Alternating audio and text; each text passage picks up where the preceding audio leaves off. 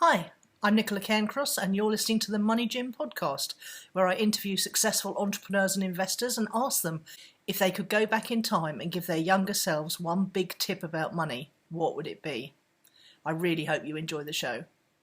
When I interviewed Daniel Priestley, who started his entrepreneurial journey at 10 years old, and by the time he was 20 had a multi-million business going, he gave me two money tips, one in the money section and one in the mindset section.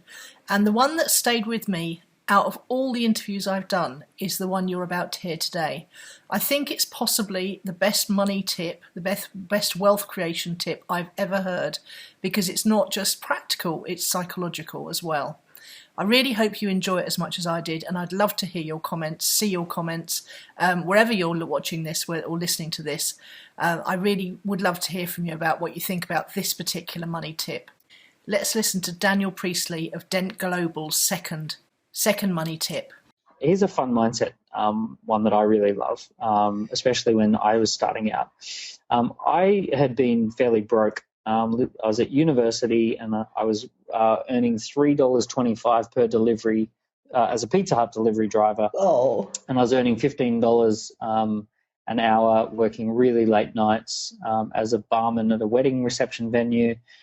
And basically I was earning something like $700 per month to live on when I first moved out of university. So I was very broke and I had a very broke mindset. I would eat, cereal and pasta. Basically every one of those two would be every meal. Yeah. And the only good meals I would have would be, sort of go back to mum and dad's place or eat some of the wedding food when I was working at the bar, right? And when I first went off and started, working with my mentor at age 19, he asked me, he said to me, what do you consider is a lot of money? And I said to him, there's not much you couldn't do if you were on $1,000 a week. Right? I thought $1,000 a week, 50 grand a year. To me at the time, that was all right. That was pretty big, pretty big. He said to me, well, here's what I want you to do. I want you to carry $1,000 on you at all times. Oh. And I laughed and thought, where are you going to get that from then? Where on earth am I going to get $1,000 from? So he said, sort it out. Take it off your credit card, sell something, borrow it from dad, whatever you can do. Get $1,000, but I need you to have $1,000 on you at all times. And he handed me a bulldog clip and he said, you're going to put it in there and you're going to carry it in your pocket. So this had a really profound effect. So as someone who was broke and didn't have any money ever, carrying $1,000 was like I was expecting a gang of ninjas to come and get me at any moment. Exactly. You'd feel really vulnerable, wouldn't you? Like you're going to get mugged at any moment. Exactly. And I would always hold on to it in my pocket and always, for those first few weeks, I always sort of had it gripped tightly in my hand. But I noticed what it did to my mindset. And one of the things it did to my mindset was quite phenomenal. I would look at like a ticket to a holiday, right, while I was walking down the street, and I'd see a holiday and it would say, trip to Bali, $795. And I'd think to myself, wow, I could literally walk in there and jump on buy a ticket and jump on a plane and be in Bali. And I thought, wow, that amounts in my pocket. And then I remember looking at a really nice watch and thinking, I've almost got enough in my pocket to buy that. And then thinking, well, actually, I can buy it if I want to, but I don't want to yet. I want to reward myself with it. And it really started to shift my mindset, because I used to walk around when I was broke thinking, oh, I can't afford that, and I can't afford that, and I can't. And it was almost this victim mentality. Whereas as soon as I had $1,000 in my pocket, mind you, this is like 12, 13 years ago, 14 years ago. So it probably needs to be more money now. But as soon as I had $1,000 in my pocket, the game changed. My brain had different conversations. By the end of a couple of months, I started realizing that for me, $1,000 wasn't all that much anymore, because that's how much I carried in my pocket. My self-chatter about how scarce money was had completely stopped because I had $1,000 in my pocket.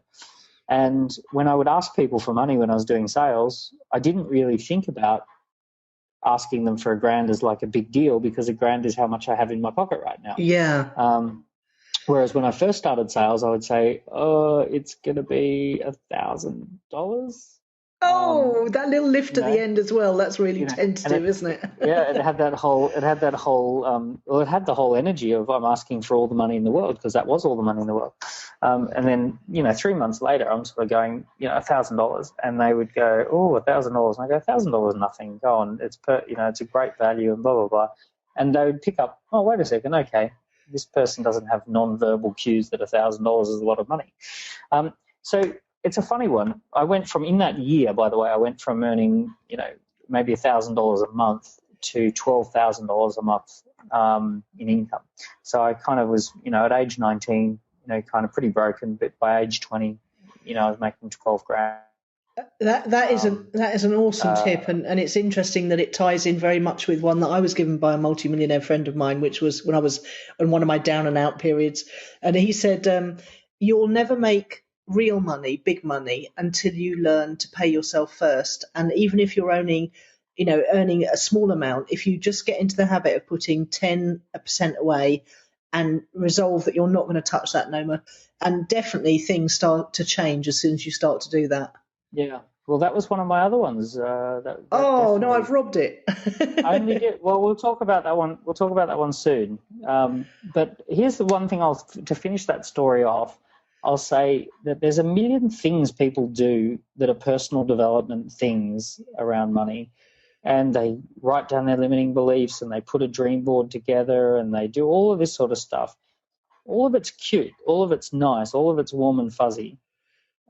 Getting real money and carrying it on you, that actually has a pretty visceral effect.